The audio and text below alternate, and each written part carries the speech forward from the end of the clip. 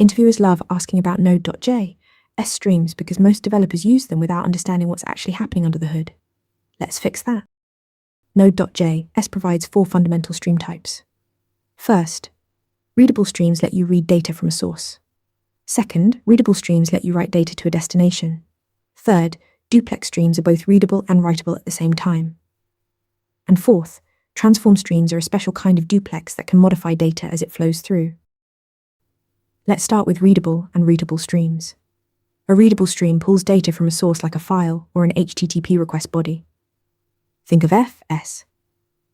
.create read stream opening a large file and feeding it to you chunk by chunk.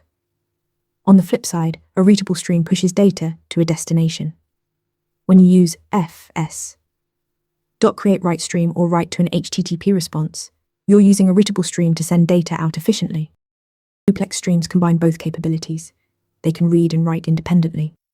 The classic example is a TCP socket using net.socket. Data flows in both directions simultaneously. The client can send a request while the server is still streaming back a response. This bidirectional flow is what makes real-time communication possible. Transform streams take duplex one step further. They read data, transform it, and write it back out. A great example is lib compression. You pipe readable data into a transform stream. It compresses the chunks on the fly and outputs the compressed data to a writable stream. Crypto streams work the same way for encryption. Master these 4 stream types, readable, readable, duplex, and transform, and you'll handle data efficiently in any Node.js application. Practice with them and you'll ace this question every time. Want to get better at answering questions like this?